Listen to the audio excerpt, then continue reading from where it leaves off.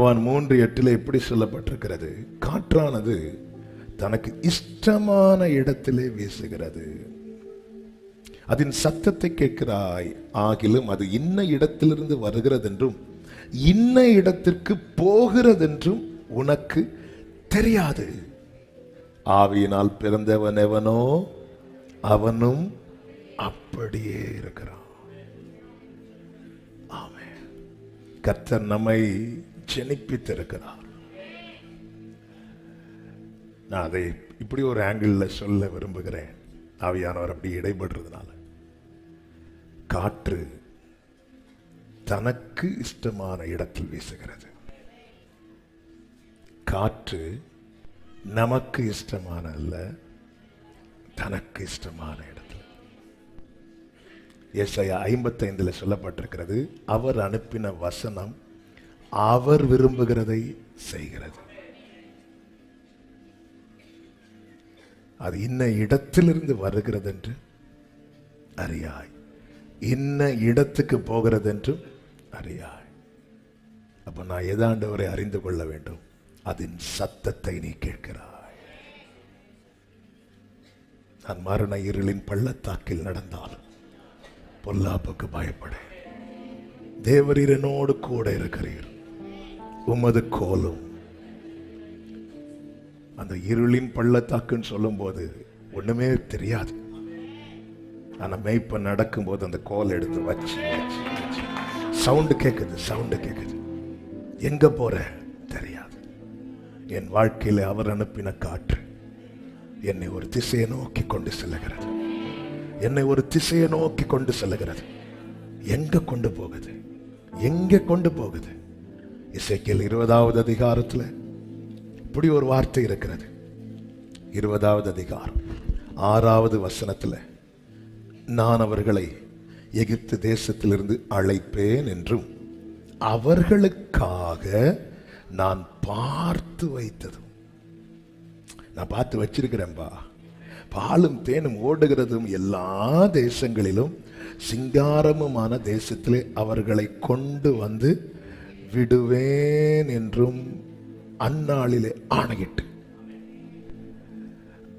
நான் பார்த்த இடத்துல அல்ல, நான் பார்த்து வைத்ததில் அல்ல, காற்று தனக்கு விருப்பமான இடத்தில், விருப்பமான இடத்தில்.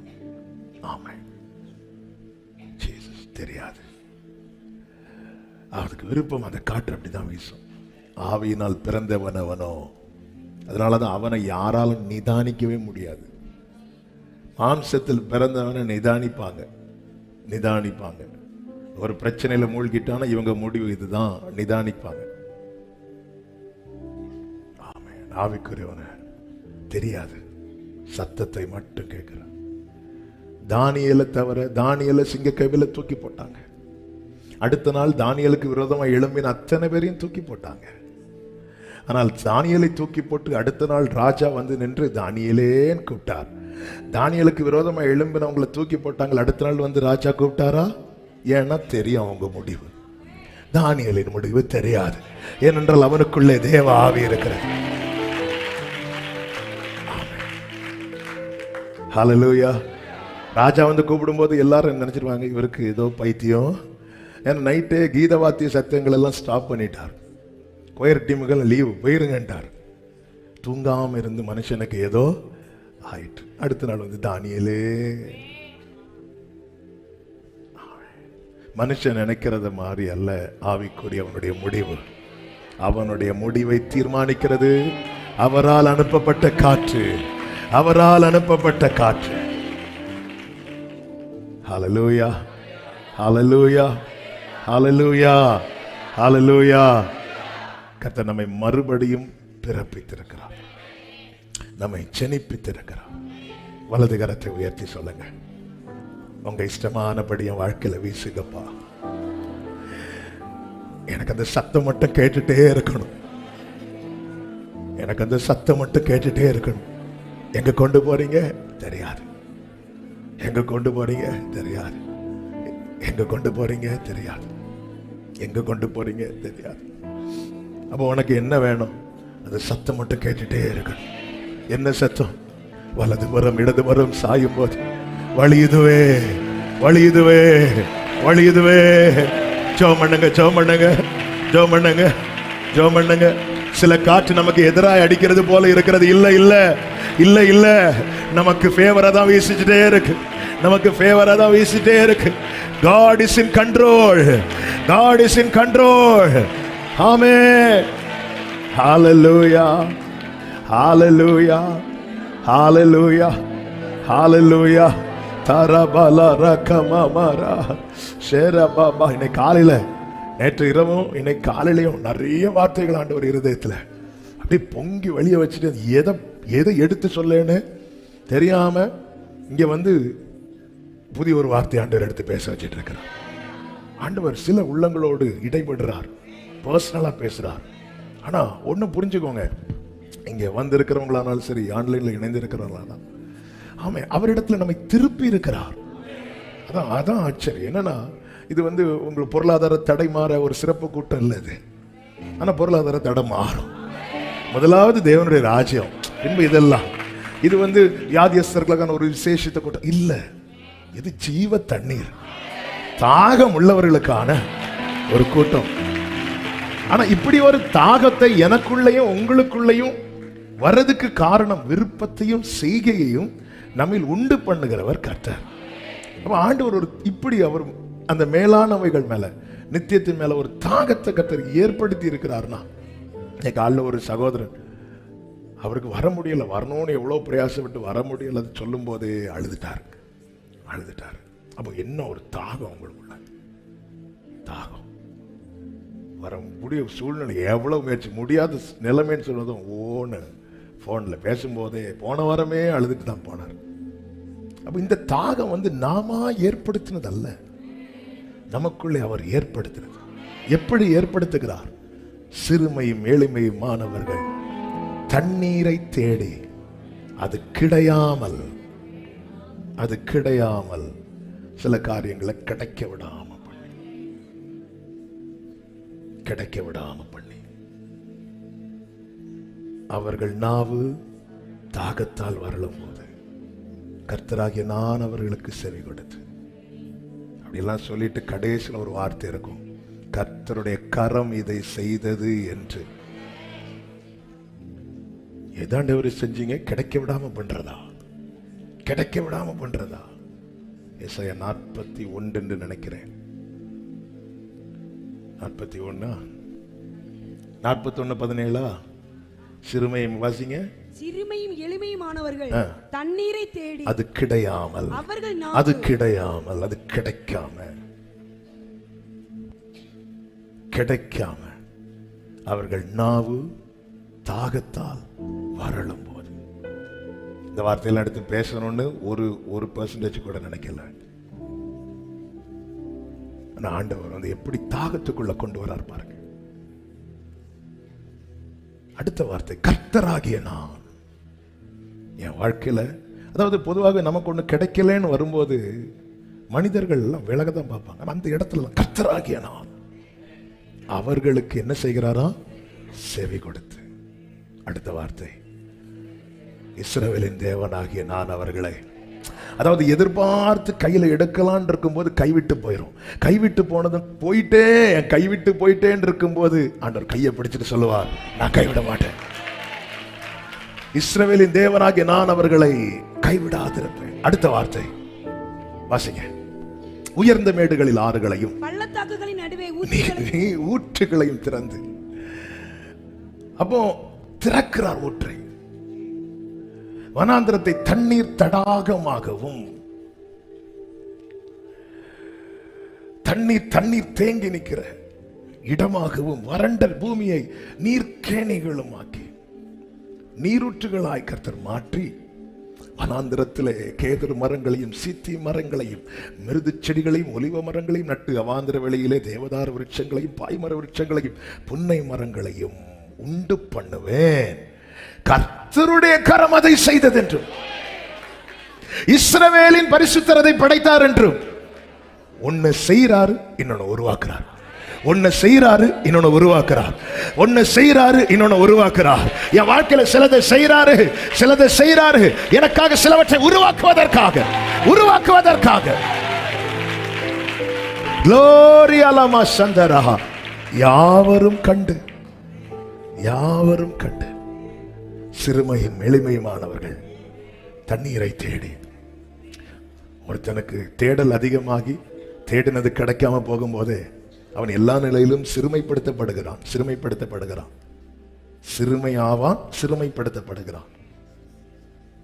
என் வாழ்க்கையில் ஆண்டவர் இந்த ஒரு நிலையில நான் சிறுமைப்படுத்தப்பட்டுட்டேனே, நான் சிறுமையாயிட்டேனே ஆண்டவரே, நிமிர்ந்து நிற்க வேண்டிய இடத்துல நான் சிறுமைப்பட்டுட்டேனே, நான் கைவிட மாட்டேன். ഞാൻ നിന്നെ കൈവിടുമോ ഒരു നാളും മറക്കുമോ?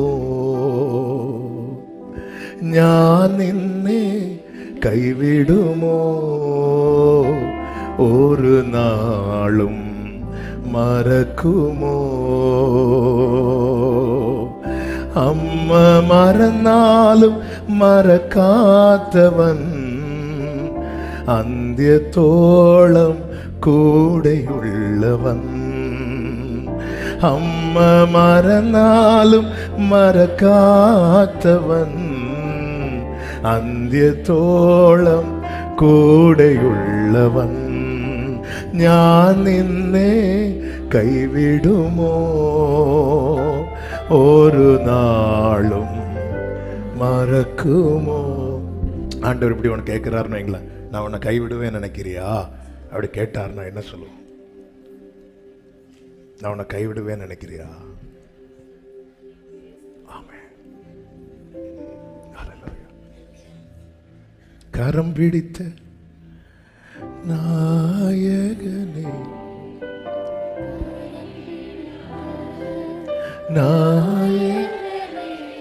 என்னை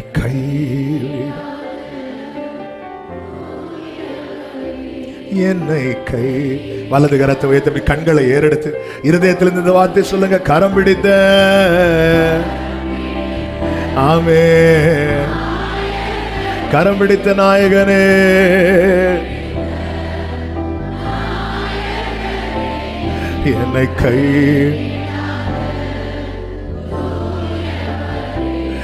என்னை கை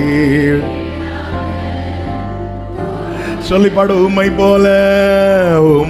போல புரிந்து கொள்ள யாரும் இல்லையே, யாரும் இல்லையே, யாரும் இல்லையே.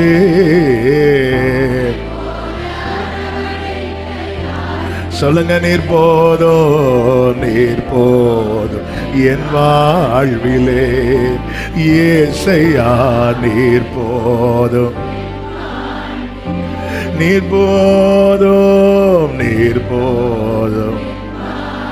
என் வாழ்விலே, நீங்க போதும் வா. ஹல்லேலூயா. கர்த்தர் நல்லவர், கர்த்தருடைய கரம் அதை செய்தது. ஆண்டவரே, எனக்கு ஏற்றாறு போல ஒரு காற்றை வீச பண்ணுங்க. இல்ல, அவருடைய விருப்பத்தின்படி. ஆமென். எசேக்கியேல் சொல்ற, என்னை பள்ளத்தாக்கின் நடுவே நிறுத்தி. ஆமென். எசேக்கியேலே, ஏன் எசேக்கியேலே இப்படி ஒரு இடத்துல நிக்கிறீங்க? நான் கேட்கவே இல்லை பிரதர், நான் கேட்கவே இல்லை. இப்படி என்ன தூக்கிட்டாரு. ஆமென். தூக்கி பள்ளத்தாக்கி நடுவே நிறுத்தி என்னை சுற்றி நடக்க பண்ண. நானே ஏன் இங்க கொண்டு வந்தான் இருக்கும்போது என்கிட்ட கேள்வி, இது உயிரடையுமா?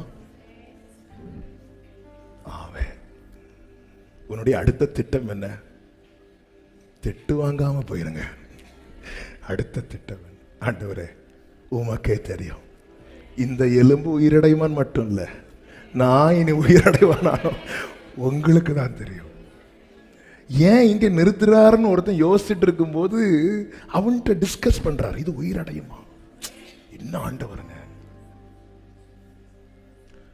இந்த காற்று அடிக்கிற திசைக்கு போக நீங்க உங்களை ஒப்பு கொடுத்தீங்கன்னா பரலோக தேவன் உங்க கூட டிஸ்கஸ் பண்ணுவார். இன்னும் ஒரு தேவன் அவர் டிஸ்கஸ் பண்ணுவார், உயிரடையுமா? ஹல்லேலூயா. உலகம் நம்ம கூட இருக்கிற உறவுகளை நம்ம கிட்ட கேட்டு ஒரு காரியத்தை செய்ய யோசிக்கும் போது பரலோக தேவன் வந்து இங்க பாரு, இது உயிரடையுமா? எப்படி? நீ உன்னுடைய அபிப்பிராயம் என்ன? ஆமென். இல்ல, எவ்வளவு பெரிய தேவன். ஆண்டவரே, உங்க விருப்பப்படி தான் என் வாழ்க்கையில் இந்த காற்றை வீச பண்றீங்கன்னு தெரியுது. சில காரியத்தை என்னால் ஏற்றுக்கொள்ள முடியுது, சில காரியத்தை ஏற்றுக்கொள்ள முடியல. நான் என் ஜெபத்துல ஒரு நாளை வைக்கல, என்னை உலர்ந்த எலும்புகள் நிறைந்த பள்ளத்தாக்கி நடுவில் நிறுத்துங்க, நான் வைக்கல, நான் கேட்கல. நான் வேணா இப்படி கேட்டிருப்பேன், விருட்சங்கள் நிறைந்த. நம்முடைய ஜெபம்லாம் எசேக்கியேல் 47, கர்த்தருடைய திட்டம் எசேக்கியேல் 37. என்ன பண்ண? ஆனா 37 காண வைத்தது உண்டானால் 47 கொண்டு போன. மாறாவை காண வைத்தது உண்டானால் ஏலிமுக்கு கொண்டு போவார். எசேக்கியேல் 37 கொண்டு போய் நிறுத்தினது உண்டானால் அதே ஆவியானவர் எசேக்கியேல் 47. ஆமென், ஆமென் சொல்லுங்க பார்க்கலாம். ஹல்லேலூயா. அடிக்கிற இந்த காற்று அடிக்கிறது தெரியாது, அவர் கொண்டு போய் நிறுத்தி. ஆனா சில சூழ்நிலையில நம்ம கலங்கிறோம். அதே எசேக்கியேல் 3வது அதிகாரத்துல 14வது வசனத்துல சொல்லப்பட்டிருக்கிறது, ஆவி என்னை உயரெடுத்துக் கொண்டது, நான் என் ஆவியின் உக்கிரத்தினாலே மனம் கசந்து போனேன், ஆனாலும் கர்த்தருடைய கரம் என்மேல். ஹல்லேலூயா. சில இடத்துல கொண்டு போகும்போது நம்மளால மனம் கசந்து போனேன், அந்த இடத்துல கர்த்தருடைய கரம். ஹல்லேலூயா. உங்க கரம் இருக்க எந்த பாதையையும் தாண்டிடு, மலரா எந்த. ஆமென். எந்த பாதையையும்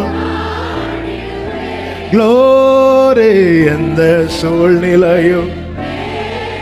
வலது கரத்தை உயர்த்தி சொல்லுங்க, உங்க கரம் இருக்க, உங்க கரம் இருக்க, உங்க. ஹல்லேலூயா. அந்த காற்று அடிக்கட்டும், அந்த காற்று அடிக்கட்டும். சொல்லுங்க, காற்று அடிக்கட்டும். எந்த காற்று? அவருடைய காற்று, அவருடைய காற்று அடிக்கட்டும். வார்த்தையை பிடிச்சிட்டு நில்லுங்க, வார்த்தையை பிடிச்சிட்டு நில்லுங்க. நீங்க வார்த்தையை பிடிச்சிட்டு நில்லுங்க. திடீர்னு ஒரு காற்று அடிக்கும், சமுத்திரம் விலகும். காற்று அடிக்கும், சமுத்திரம் விலகும், காற்று அடிக்கும். ஆமே. மோசே காமெடி பண்றீங்க மோசே. ஆமே. சமுத்திரத்துக்கு முன்னாடி வார்த்தை எப்படி பிடிச்சிட்டு இருந்தா. ஆமே. ஹல்லேலூயா. நமக்கே சிரிப்பு வருமா இல்லையா? நமக்கு அதுக்கு அடுத்து என்ன நடந்ததுன்னு எழுதி கொடுக்கப்பட்டதுனால நாம அதை பயங்கர த்ரில்லிங்கா வாசிக்கிறோம், இன்ட்ரெஸ்டா வாசிக்கிறோம். ஆனா இஸ்ரவேல் ஜனங்கள்லாம் பார்த்துட்டு இருப்பாங்க. பாவம், கஷ்டப்பட்டு பிரயாசப்பட்டு அவ்வளவு பார்வோனுக்கு முன்னாடி எத்தனை முறை துரத்தப்பட்டார் மோசே. வேண்டாம் வேண்டான்னு சொல்லி வனாந்திரத்தில் இருந்தவனை இழுத்து கொண்டு வந்து விட்டு, இப்ப பாரு அங்க சமுத்திரம். ஆனா அவரை பாரு கொலையை பிடிச்சிட்டு இருக்காரு. ஆமென். அதுல காற்று அடிக்கிறது வரதான் நீ பைத்தியக்காரனா தெரிவா. காற்று அடிக்கிறது வரதான் நீ பலவீனனாய் தெரிவா. காற்று அடிக்கிறது வரதான், காற்று அடிக்கிறது வரதான்.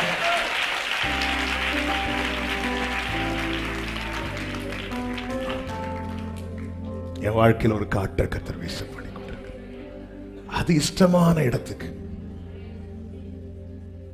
அது இஷ்டம். ஒரு காற்று அடிக்குது. Thank you Holy Spirit. லே மாமா ரா ரா ரா. ஆமென். ஒரு காற்றை கர்த்தர் வீச பண்ணு. தெரியல எங்க போகுதுன்னு தெரியல. சத்தம் கேட்குது, சத்தம் கேட்குது, சத்தம் கேட்குது. தளரும் போது தயங்காதே தளராதேங்கிறார். பயப்படும் போது பயப்படாதேங்கிறார். யாரும் இல்லைன்னு சொல்லும் போது நான் இருக்கிறேன் என்கிறார். எங்க கொண்டு போறாரு தெரியல. சத்தம் கேட்குது, சத்தம் கேட்குது. அவர் பார்த்து வைத்த, அவர் ஆயத்தம் பண்ணின இடத்துக்கு உங்க கைகள் கூறுகவில்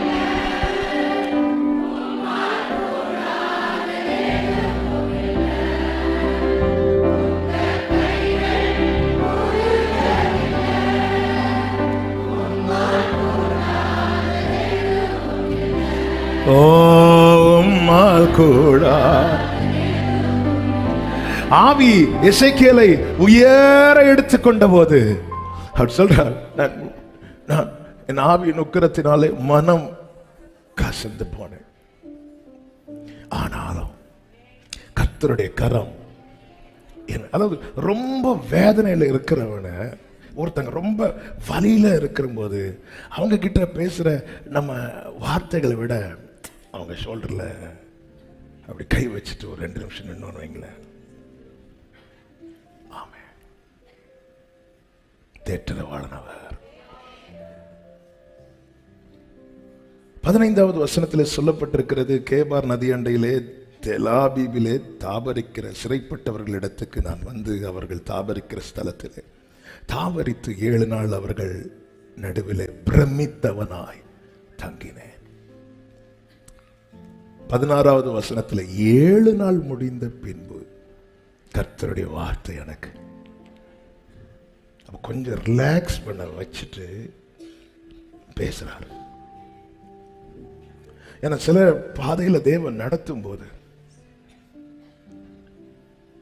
2016 தகப்பனார் மரணத்துக்கு பிற்பாடு 2017 நினைக்கிறேன், இல்லை ஆமா ஜனவரி மாதமா பிப்ரவரி மாதமா தெரியல, ஒவ்வொருத்தர் பிரச்சனைகளை கேட்டு தாங்க முடியாம அந்த இரவு நான் புலம்புற ஆண்டவர்கிட்ட, என்னால முடியாத ஆண்டவரே, ஏன்னா அவ்வளோ பாரங்களை சுமந்து, அது வரைக்கும் எல்லாரும் அப்பாட்ட ஷேர் பண்ணிட்டு இருந்தாங்க. நமக்கு நம்ம ஸ்டேஜில் வருவோம், ஆராதிப்போம், போவோம், அவ்வளோதான். ஆனால் இப்போ எல்லாரும் வெளியே நல்லா இருக்கிறவங்க மாதிரி இருக்கிறாங்க, ஆனால் உள்ள அவ்வளோ வேதனை. அவங்க ஒரு ஊழியக்காரனா நம்மளை முன் வச்சு இந்த காரியத்தை சொல்லும் போது ஒரு இரவுல என்னால் தாங்க முடியாமல், என்னால் சுமக்க முடியாது ஆண்டவரே, தூக்கி இப்படி தலையில் வச்சுட்டீங்களே ஆண்டவரேன்னு சொல்லிட்டு ஒரு இரவுல இருந்து புலம்பிட்டு ஜோம் கூட பண்ணாம அப்படியே தூக்கிட்டேன். அடுத்த நாள் காலையில் தான் ஆண்டவர் இந்த சத்தத்தை கேட்க வைக்கிறார், ஓங்கும் புயமும் பலத்த கரமும் உன் பக்கமே உண்டு. சில நேரத்தில் அந்த இடத்துல வந்து ஆண்டவர், அதை எப்படி நீ சொல்லலாம், அது எப்படி நீ அழலாம், இல்லை அந்த கரை வந்து கொஞ்சம், ஏன்னா அவன் மனசுல ஒரு திட்டம் வச்சிருக்கிறார். அந்த திட்டத்துக்குள்ள உன்னை கொண்டு போகணும்னா சில கசப்பான அனுபவங்கள் வாழ்க்கையில வரும், மாறா வரும். நகோமியின் மாறாவுக்கு காரணம் நகோமி, ஆனால் இஸ்ரவேலின் மாறாவுக்கு காரணம் கர்த்தர். அதனால் அது பக்கத்தில் ஒரு மரம் வளர பண்ணப்பட்டு ஒரு 7 நாள் இவனை உட்கார வைக்கிறார். உட்கார எதுவுமே பேசல. வார்த்தையை தேடி பார்த்துருப்பான், வார்த்தை இல்லை. எத்தனையோ பிரசங்கம் கேட்டிருப்பான், ஆறுதல் இல்லை. ஏன்னா வார்த்தை உண்டாகலையே, ஏன்னா மனம் கசந்து போயிட்டான். இனி இந்த இடத்துல தேவ திட்டத்தை வெளிப்படுத்தினா நல்லா இருக்காது. அவனை உட்கார வச்சுட்டு 7 நாள் முடிந்த பின்பு கர்த்தருடைய வார்த்தை அவனுக்கு உண்டாகி, மனுபுத்திரனே, உன்னை இஸ்ரவேல் வம்சத்தாருக்கு காவலாளனாக வைத்தேன். நீ என் வாயினாலே வார்த்தையை கேட்டு என் நாமத்தினாலே. ஆமே, சில தேவன் அனுமதிக்கிற சில பாதை, ஏன் ஆண்டவரே சிறையிருப்பில் இருக்கிறவர்கள் நடுவில் நான் உட்கார்ந்து இருந்தேன், நீங்க என்ன வெளியே கொண்டு வந்தீங்க, அங்க கொண்டு போனீங்க, இங்க கொண்டு போனீங்க, என்ன திடீர்னு நடத்துறீங்க, என்னால தாங்க முடியல, என்ன தேட்டுறீங்க. ஏன் அவன் நினைச்சு கூட பார்த்திருக்க மாட்டான், என் மேல கர்த்தர் எவ்வளோ ஒரு பெரிய திட்டத்தை வைத்திருக்கிறார். இயேசுவின் நாமத்தில் இந்த பாதையில் நடத்தப்படுகிற ஒவ்வொருவருக்கும் இந்த வார்த்தையை தீர்க்க தரிசனமாய் சொல்லுகிறேன். சில பெரிய திட்டங்கள் உங்க வாழ்க்கையிலே வெளிப்படுத்தப்படுகிற நேரம் வந்துவிட்டது. சில பெரிய திட்டங்கள், தேவ திட்டங்கள் உங்கள் வாழ்க்கையிலே வெளிப்படுத்தப்படுகிற வேளை. ஆமென், ஆமென், ஆமென். ஆண்டவர் அதை வெளிப்படுத்துகிற நேரம் வந்துவிட்டது. வெளிப்படுத்துற நேரம் 7 நாட்களுக்கு பின்பு ஆண்டவருக்கு தெரியும் எப்போ இதை இவன்ட்ட சொல்லணும். மீன் பிடித்து ஒன்னும் கிடைக்காம வலையை அலசிட்டு இருக்கிறவனை பார்த்து உன்னை நான் மனுஷரை பிடிக்கிறவனை மாட்டுவேன்னு சொன்னாரா? இல்ல, அவனை தேற்றி, பேதுருவே உன் போட்டில் கொஞ்சம் இடம் கொடு பேதுருவே, வாங்க ஆண்டவனே உட்காந்து. வெறுமையான யாரும் பார்க்க விரும்பாத பிரயாசத்தின் பலனை காணாதவன் பேதுரு இரவு முழுவதும் பிரயாசப்பட்டான். இரவு ஃபுல்லா எல்லாரும் தூங்கிட்டு இருக்கும் போது இவன் பிரயாசப்படுறான். எல்லாரும் தூங்கிட்டு இருக்கும்போது பிரயாசப்படுறான். இவனுக்கு தூக்கம் கிடையாது. பிரயாசப்பட்டு ரிசல்ட்டை பார்க்கலாம்னு சொல்லும்போது தோல்வி, ஒரு தோல்வியின் பாதை அல்லது ஒரு கசப்பின் பாதை அல்லது ஒரு வேதனையின் பாதையில் நடத்துறாருன்னா திட்டம் வெளிப்பட போகுதுன்னு அர்த்தம். பொழுது விடிந்த போது கர்த்தர் வந்து நிற்கிறார், கடற்கரையில் வந்து நிற்கிறார். திரளான ஜனங்கள் இயேசுவின் இடத்தில் வந்தாங்க. இயேசுவின் பார்வை ஃபுல்லா பேதுருவின் போட்டு. திரளான ஜனங்கள் நைட்டு ஃபுல்லாக தூங்கிட்டு காலையில் வர்றவங்க இருக்கிறாங்க. நைட்டு ஃபுல்லாக பிரயாசப்பட்டு ஒன்றும் இல்லாமல் ஒரு சைடில் நின்று வலையை அலசிட்டு இருக்கிறான். அவனால் இயேசுவின் இடத்தில் வரக்கூட முடியவில்லை. ஆமென். என் உலகம் என்ன சொல்லும் பாரு, சும்மா அவனுக்கு ஒன்றும் கிடைக்கல, வரல பாரு. என் வேதனை அறிந்து அகலுகிறவர் அல்ல, என் வேதனை அறிந்து என் பக்கத்தில் வருகிறவர். அவர் 2 படகுகளை கண்டு நேர கிட்ட வரார். போட்டை கொடுங்கிறார். எதுக்கு? அவருக்கு ப்ரீச் பண்ண. பேதுருவே முதல்ல போட்டு கொடு, முதல்ல ஒன்றை கொடுன்னு கேட்கல, உன் போட்டை கொடு. ஆமே, இந்த வெறுமையான போட்டையே என் ராஜ்யத்துக்காக என்னால் யூஸ் பண்ண முடியும்னா ஒன்ன ஆண்டவர் நீ ஆழத்துக்கு கொண்டு போயாச்சு. வலைய போடு, எல்லாம் நிரம்பு. பார்த்துட்டியா? வா, எங்க ஆண்டவரே உன்னை மனுஷரை பிடிக்கிறவனாக மாற்றுவேன். வாழ்க்கையில தேவன் அனுமதிக்கிற சில காரியங்கள், தேவன் அனுமதிக்கிற சில வேதனையான தருணங்கள், இந்த காற்று அடித்து அதனால இப்படிப்பட்ட சூழ்நிலை வருமானா புரிஞ்சுக்கோங்க, திட்டம் வெளிப்படுத்தப்படுகிற நேரம் வந்துவிட்டது. தேவ சித்தம் நிறைவேற எனையும் ஒப்படைக்கின்றே. தேவ சத்தம் என்னுள்ளம் பலமாக தோணிக்குதே. தேவ சித்தம் நிறைவேற எனையும் ஒப்படைக்கின்றே. தேவ சத்தம் என்னுள்ளம் பலமாக. ஆமே, பொன்னை போல புடமிட்டாலும் பொன்னாக விளங்குவேன் என்றென்றுமே. பொன்னை போல பொன்னாக விளங்குவேன் என்றென்றுமே. திராணிக்குமே சோதித்திடா தாங்கிட பலன் தருவார். திராணிக்குமேல் தாங்கிட பலனளிப்பா. கைகளை உயர்த்தி முன்னறிந்து அழைத்தவரே முன்னின்று நலமுடன். ஆமென். அறிஞ்சுதான் அழைச்சிருக்கிறார். அவர் முன்னாடி நின்று எல்லாத்தையும் நலமுடன் நடத்துவார். இப்ப சொல்லுங்க, சகலமோ நன்மைக்கென்றே சாட்சியாய் முடித்திடுவார். இதெல்லாம் சாட்சியாக சகோதரா, இதெல்லாம் சாட்சியாக சகோதரி. சரபல ரதனரா ஆமென். சாட்சியாய் முடித்திடுவார். சோதனையை சகிப்பவனே சாந்தமும் பொறுமையும் உள்ளவனே. சோதனையை லோரி உள்ளவனே. ஜீவ கிரீடம் பெற்றிடுவார். ஜோதியாய் பிரகாசிப்பார். ஜீவ கிரீடம் ரிகமல துடரம சிரே சொல்லுவோமா? கஷ்டமெல்லாம் தொலையும் ஒரு நாள். கஷ்டமெல்லாம் 7 நாளுக்கு பின்பு எசேக்கியேலுக்கு கர்த்தருடைய வார்த்தை உண்டானது போல, தேவ திட்டம் வெளிப்படுத்தப்பட்டது போல, கர்த்தர் சில காரியங்களை உங்கள் வாழ்க்கையிலே வெளிப்படுத்த போகிறார். ஆமென். ஹல்லேலூயா. இரட்டிப்பான பங்கை பெற இரட்சகர் அழைத்திடுவார். இரட்டிப்பான அர்ப்பணி போடுங்க. வலது கரத்தை உயர்த்தி, தேவ சித்தம் நிறைவேற எனையும் ஒப்படைக்கின்றே. தேவ சத்தம் என்னுள்ளம் பலமாக. ஆமென். தேவ சித்தம்.